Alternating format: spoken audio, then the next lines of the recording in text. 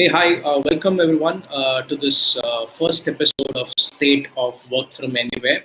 Uh, what we are trying to attempt at compiling thoughts that people have in terms of work from anywhere, from leaders, from practitioners, from people who have been in the front line of dealing with challenges that teams are facing with work from home.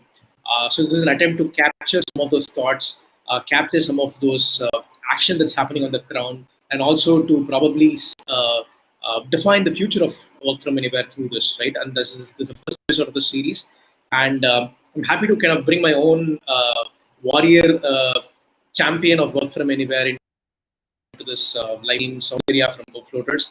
Hey, Soundhariya, evening. Um, for once, I think the Chennai weather is better than the Bangalore weather with a lot of rains here. So how are things there? How are you? How are you doing personally? All well. I think it could be better. Probably waiting for 2020 to be over so that 2021 we are much better off. Yeah, this is 1 year that we'll probably all remove it from our history, right? No, I don't think so. I don't want to remove it, but this is like an experience that I would want to tell my grandchildren. Something like this happened. Yeah, I lived through this. And we literally lived for 8 to 12 months together at home without going to our office or going to school. So we spent that time together with family, etc. Yeah, So something interesting to talk about. yeah, absolutely. But yeah, I mean, so while there's a lot of personal suffering and losses that people have had, specifically coming back to the topic of work from anywhere and the way the work is going to transition, I think this episode that we've all faced with, I think, has accelerated a lot of things in a good sense, right? With respect to equal opportunity, with respect to decongesting some of our cities, right? And then it's probably going to have a lot of long-term good impact. I'm hoping, right? So, touch wood, the large corporates don't come and mess this up. It's gaining a lot of advantages through this whole movement of work from anywhere, right? So, jumping right into it, right? You've been a remote worker for quite some time. You've been a lone warrior. You've worked for I mean, after you transitioned from working for agencies, you worked for yourself for a lot of time before you joined GoFloaters. And with GoFloaters also, we've been 100% remote from the very formation of the company, right? So what's been your personal experience with work from anywhere, work from remote, work from home, right? What are the things that have gone well for you? What are the things that have not gone so well? And I mean, what do you see as your taste from the whole experience that you've had in the last 4 5 years? Okay, so let me start with the taste of goodness from all of this. Number one is I'm a multitasker. I'm a mother of two, and I have like 6 to 8 people at a time at home. So I kind of need that kind of a balance, right? That's one of the reasons that I couldn't continue doing a 9 to 5, going to a place and working after a point of time. Right, right, And I thought because my children are young and I wanted to give that kind of a time and also probably follow something else that I wanted to do for myself. Number one. Number two is um, I was always craving, I'm a workaholic, so I cannot sit at home. My people will send me out of the house. So I kind of needed that kind of a balance that could let me be at home as well as do my job. right, A job in the sense that I really enjoy, where I have the passion to build something, where I could, say, yes, I own it up. So that is the kind of opportunities that I've always strived for. And that's what I'm here again. So that's the advantage of remote working that I've had in the past few years, where I'm able to do a lot of things at one point of time and get the kind of balance. I wouldn't say it's a 50-50 great balance. I'm having a great life. I wouldn't say that. Sometimes it's killing, right? That's the sad part of it. Like you're always alone and you don't have colleagues who are just right next to you where you can right, gossip, you can talk right, about your day, and sometimes you want to bitch about something which right. is very very important, right? That's the kind of So social connection that you have with your own yeah, colleagues, right, which sometimes you tend to miss. But when you understand what is this remote working culture, you kind of understand how to do it. So when everything was fine, we used to be myself and my colleagues used to meet at least once a week or once in 15 days. If we are not meeting at the current moment, we are not meeting, but I always pick up the call, or one of them always picks up a call and says, "Hey, what's up? What are you doing?" So it's kind of a tea chats that we have due with phone calls or video chats, etc. So that kind of a camaraderie is always there. And why am I insisting on the people's relationship is because a lot of work, 90% of a job is because we love the people that we are working with. Yeah, yeah, And because we are social animals, it's important that we have good people that we work with. right. People think that remote working doesn't give you that opportunity, but if you use it right, it gives you a good amount of opportunity to do your work and not waste time in tea stalls, Yeah, but also get work done and love meeting your own social networks and colleagues. So that's the kind of balance that I've enjoyed.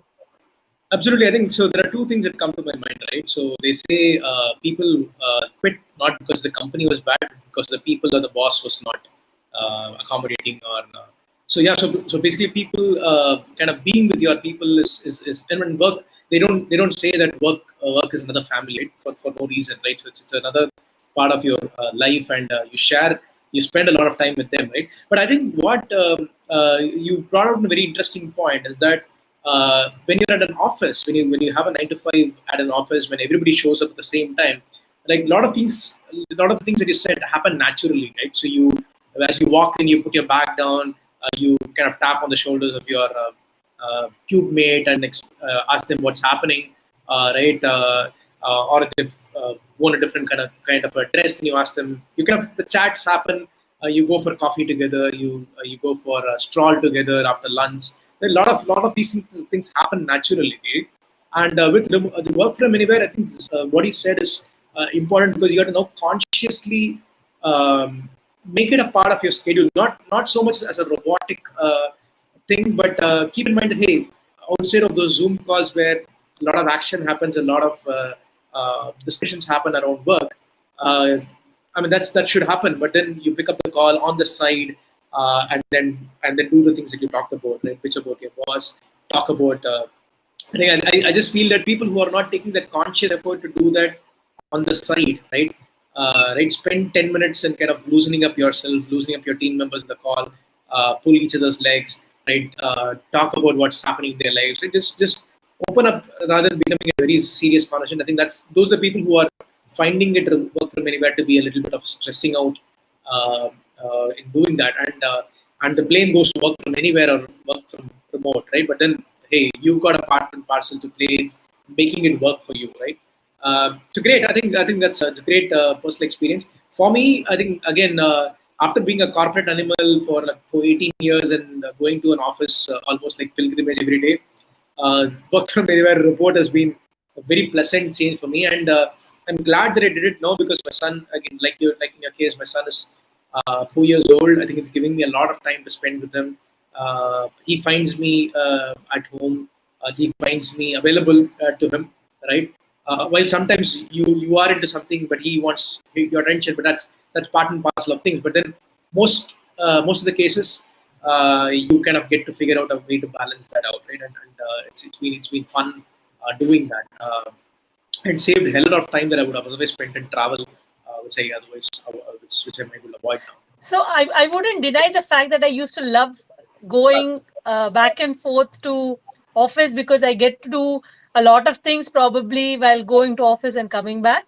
For example, bike rides. I really love bike rides, and I used to listen to podcasts while I'm driving. I don't know if I should say this, but yeah, I used to listen that. So that particular few hours used to give me my time, right? So the only difference right now is I kind of give that loosening up time to myself. I'm able to do it from home. I don't need to ride anywhere. So that's an advantage that I really enjoy, but I do miss certain parts of it sometimes. Yeah. I mean, I think for me, driving has been, like you said, one listening to a lot of things, but that's when your mind for me, my mind relaxes enough to kind of think about solutions for problems that have been nagging me for quite some time, right? Otherwise, when you're in the thick and thick of things, you're not able to think out of the box. But for me, driving time has been that, and now I'm kind of, I'm figuring out reasons to go out in the bike and yeah, I'll go buy this stuff and come back. I'll go do that and come back. Right? So I'm kind of trying to steal away time to go out and go in my car now. I don't do the bikes so long. So anyway, so coming to the next part of it, I mean you've begun a podcast called Remote Chatter, Yes. right? Yes. You've Remote been, chatter. yeah, you've been going pretty strong at it. I've been speaking to some awesome people in the last. It's been a month and a half now that you've started this. No, more than 4 to 5 months, almost six Oh, months. man, okay, okay. So I completely lost track of time there. So, and I've listened to some of them. I'll be frank that I didn't listen to all of them, but you've spoken to a lot of people from your past corporate life. You've spoken to a lot of freelancers. You've spoken to a lot of entrepreneurs, more specifically women entrepreneurs, right? Yes. So, what's the scene that you see there? What is the output or their vision or their perspective of how they see remote working for them, what do they see themselves doing post pandemic? Do they still see themselves doing work from anywhere or remote, or do they see them they've had enough of doing all of this? They want to kind of get an office and do things the industrial age way. You see from the people you've been chatting with. So I think, Sham, we have discussed this before as well. The basic or the most core important subject here that has not been addressed is, are organizations at the top level ready to take this? So while I've been talking to a lot of people, when I'm doing stories, I pick up the phone, speak to a couple of them, and understand how that would be interesting. If we could talk this and that, and we have touched upon various topics, right? But underlying thing is, do the companies trust the employees? Are they okay to give this as a permanent opportunity? That is where the entire thing lies. And then it can come down to topics as such, balancing work life balance and all that will come later. But are companies ready to take it at the top level? Is the management ready to own it up? Is the $1 million question. Now once that is answered, I think a whole lot of things will be streamlined and aligned together. Right. So And what it's in a your very opinion? typical thing, right? Right. When we were not in our remote jobs, we were in a traditional job. Frankly and very, very honestly, I have never lied for a holiday. I needed a holiday to fall ill, probably, or when I was ill, I was on a leave, or I wanted a vacation. I was very open about it, and I never bothered to kind of hide it. So, and luckily I had bosses who would agree that as a part and parcel of life, right? So that's one. The second would be about trusting me if I'm working from home, trusting me that I will do my job. I don't need to be micromanaged, or I don't need to, somebody doesn't need to keep a watch on me or supervise me to get my job done. So that link is missing Right. because probably we're not used to this kind of a culture. So number one, managers, are they ready to trust, is the question that we need to answer. Second thing is organization ready to give that kind of a responsibility to the employees themselves, right? That is an important one. Then the other part comes where employees feel, my life should be much better because I'm overworked. Even if they are on leave, I mean, even if they are ill, they're not able to take leave because the thing comes, you're already at home. So why do you need to take that leave? But hey, everybody needs a break, right? Yeah. I think because it was accelerated by this COVID-19, and suddenly overnight everything shifted, right? So Right. at least in the Indian context, it'll take some time for people to get into the groove of remote working and how to balance it out. But I think we are pretty much good at it, and I see a lot of people having positive vibes about it. Now, people are irritated because they are working from home all the time, right? Right. Right. They're not going beyond the four walls. That is what is irritating. Otherwise, I don't think it's the matter of remote working or they're trying to figure out things at home. So I don't think that otherwise has been the question or debatable topic. People are happy to take it. Right, right, right. So you brought out an interesting point with respect to trust, right? Between the management and the team, and in fact, in between, I would say I would kind of extend this beyond just the boss and the subordinate or boss and the team member, but I think even between team members, right? That you trust each other, right? You have your backs, right? You know that there are dependencies between each other. You know when to communicate, how to communicate, right? You know that somebody else is going to kind of It's depending on what you're going to produce as an output. So somebody's waiting for you to do something, right?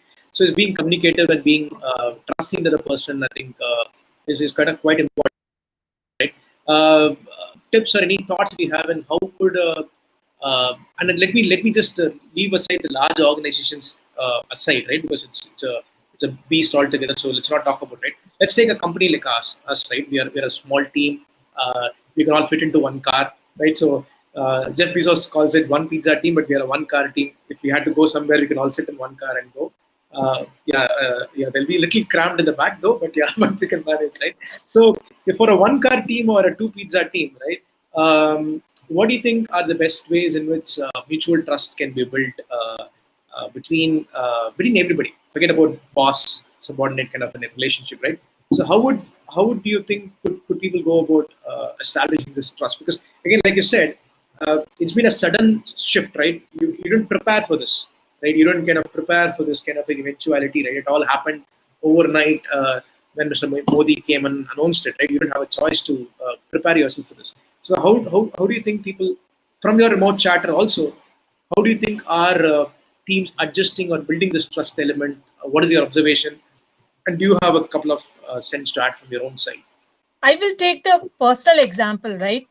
I'm not. I have spoken to many, and I cannot share the same vibes with a lot of my colleagues and my friends. I think the most important thing, even in a remote setup, is to create personal rapport with your colleague. Well, you are in an office, you have a desk. I mean, sometimes many of them don't even know what is the person sitting next to theirs doing or what project are they in. Sometimes even their names. So I know of people who have been like that, who've been in teams like that. Oh, that girl, that red dupatta girl. Okay, I've seen her. That's the kind of annotation that people try and connect, and they're like, okay, fine. But in a remote setup, it is very difficult if you're going to do that. You have some 15 people in a Slack group. You need to know their names and what they are doing. Who are they? What is their background? Only then I think you will be able to develop a relationship that will give you the kind of output that an organization needs, right? We can no longer be just a colleague or just a boss and an employee. We need to have that kind of a social system even in an office environment, which is very difficult in a challenging, I wouldn't say difficult, but challenging in a remote setup. But there are many ways to overcome such environment. So when I joined GoFloaters, right, the first thing that I did is pick up the phone, speak to a whole lot of my colleagues who are spread across the country, right? Right, Which I right. thought was most important. Where it's different when a boss introduces you through different platforms, through a Slack message or through a video call and all of that. But I think what one of the best things that I personally did is pick up the call and spoke to a lot of my colleagues, introduced myself, spoke a little bit of just the job and stuff like that. So that's how we kind of connected, right? Even if it means talking about Big Boss, I think it is good enough, because that way you are able to build a relationship. So once you build that kind of a rapport in a relationship, you can start trusting and start communicating what exactly is in your mind to get the output for your own business or the end result, which I think is very, very important. In short, I think communicating and being in touch with people is very, very important in this environment. Right, right, right. A lot of that credit goes to both of you, Srivatsan and you, because you have never kind of let us to say, no, he's my boss and he's unapproachable. You've Right. always been there for us, and kind of, sometimes given that extra lead and then said, okay, I'll still give you time. Go ahead and do it. We'll still wait. There is time. We can check it out, and have been always comforting for us, even when we were in a difficult situation, right? So it is important that from the leadership or the management, we have people whom we can connect and trust and maybe communicate more than ever to be in a good zone of the current environment that we are Right. in. See, I think so. So this is much easier when you have a small team, right? Much smaller team, right? Because you don't have levels of hierarchy, And in a startup, more often than not, you don't have hierarchy in the first place, right? And you also have people who take ownership of things that they're working on, right? Right. In a larger team, I think this, in my opinion, one of the critical roles that is going to make or break work from anywhere organization, remote organization, is actually the managers and the middle Yes. management, right? Yeah. Because from the top, by the time the whole philosophy and culture kind of trickles down, it's not. It's going to take a lot of time. It's like water trickling down to the water table, right? So it's going to take a lot of time for that to trickle down to the last employee who's just joined you, right? It's the immediate first level of managers and the second level of managers who have to kind of take this. I feel that their role is actually changing the most with this work from anywhere setup. I think more than bosses, they have to be more of connectors, right? They should play a role of a connector, connecting people, ensuring that people go well with each other, ensuring that the team is cohesively working on in a particular direction. I think they have to communicate the larger picture more vociferously and more loudly to everybody, because when you work on a task, right, you don't really kind of feel a part of the team, right? When you work on a larger mission, right, you feel that you're a part of a team, right? That's when that team, being a part of the team and being part of a collective approach to solving a problem kind of comes in, right? You do this part, you do that part, and I will. So what I've seen in corporates happen is like the managers kind of purposefully, because they want to make themselves relevant, right? In the whole scheme of things, they will not make everybody know what's the whole project about. Hey, you're a designer, you only know this. You're a developer, you only know this. You're a testing person, you only know this. Or you're a marketing person, you only know this, right? Don't I will know everything about what is to be done. You will only know parts of it, right? And when you take the same kind of management style into a remote or a work from anywhere setup, the cracks start to develop quite fast, and they start to widen because each one is not able to relate to the other person, right? So I'm a developer. I'm not empathetic to the tester. I'm not empathetic to the marketing person because I don't know what they do, right? I don't relate to what they do, right? And I don't feel, hey, my job is done, right? I had to do this. You told me I had a week to deliver. I've delivered in a week, right? And I'm done, right? So that's the kind of mentality that I also see setting in companies where the middle management and the lower management kind of deals with a task oriented approach, right? And Srivatsan kind of said this perfectly, right? He said a work from anywhere organization versus work from office centric organization, it's trust over control, right? Yes. Said Yes. trust should be your tool to govern the team rather than control. Hey, I said it, thou shall do it, right? Or kind of deal it that way. That's not how I think that you brought it out also nicely in that whole thing.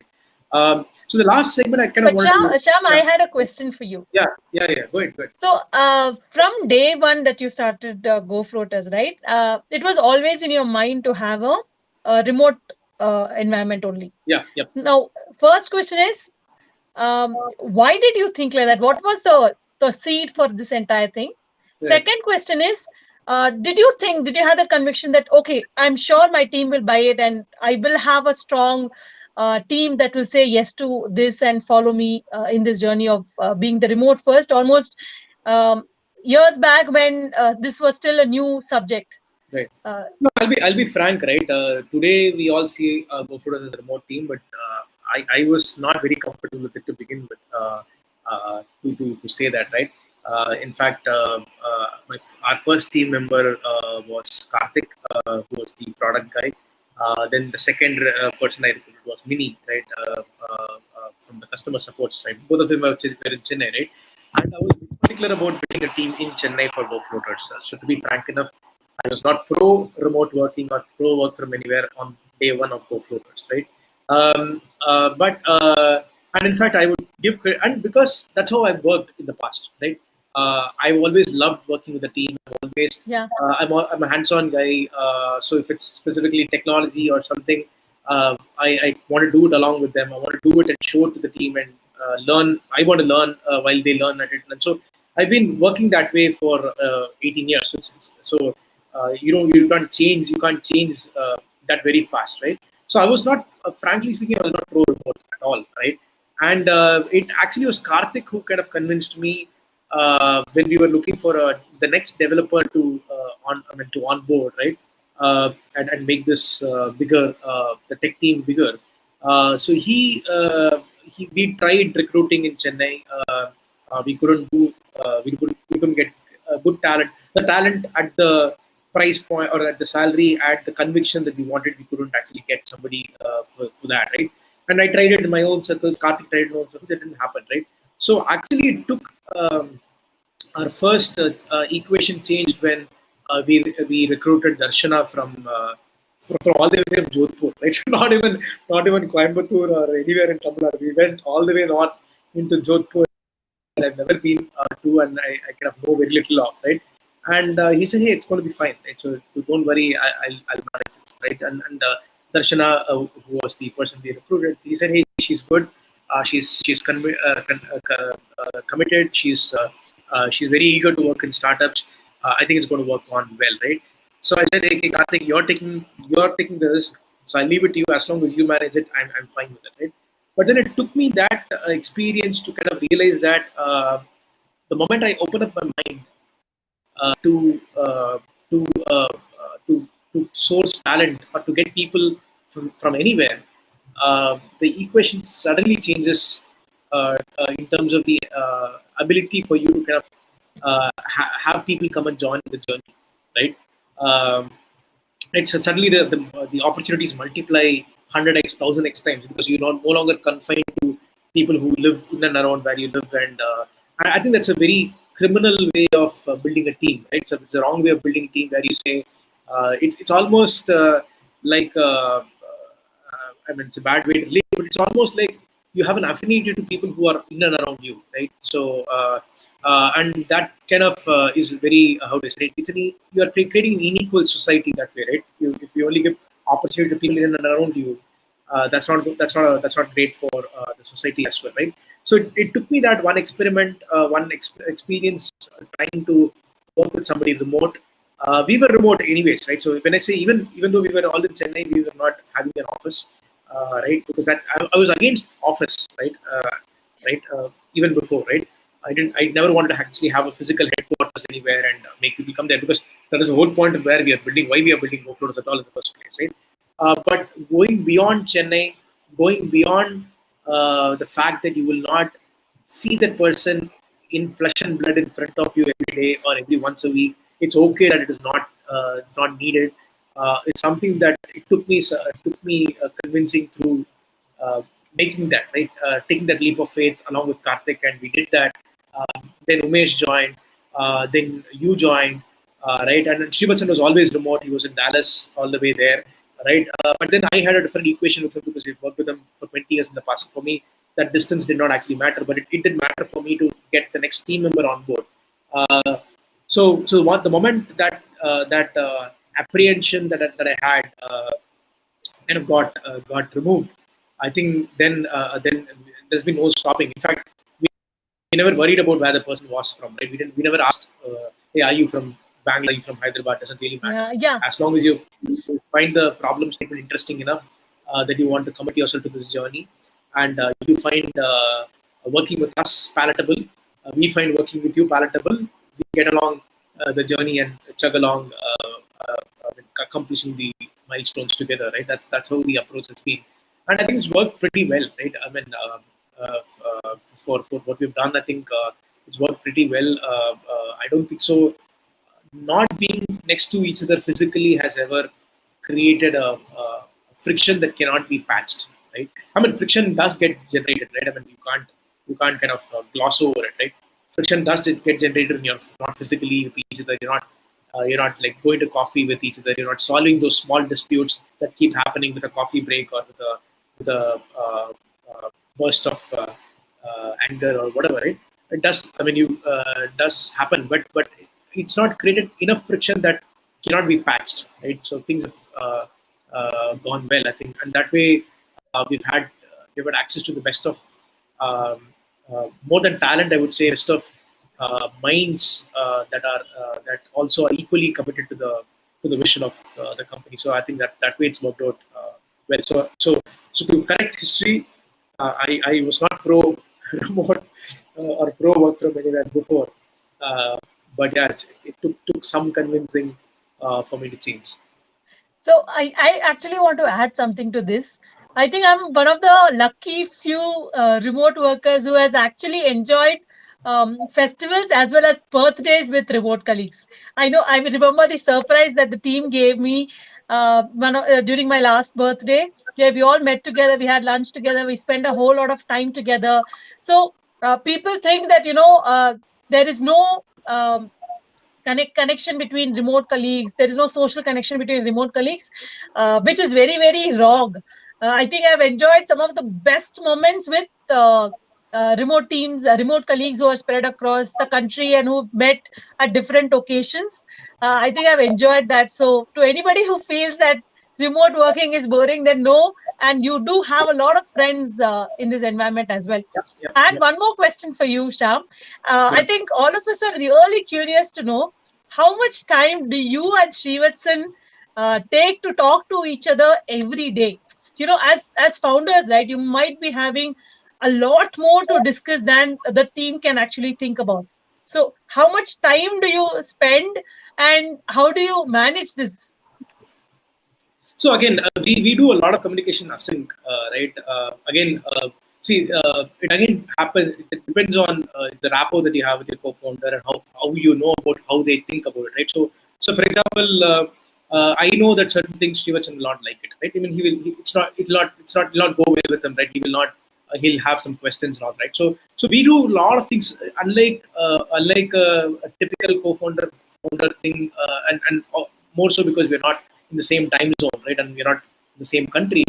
We don't talk as much as probably you're thinking, right? So we talk probably like half an hour a day maximum, right? If I sometimes an hour, sometimes an hour and a half, because if you're kind of, for example, with COVID, we were changing directions, right? Yeah. We were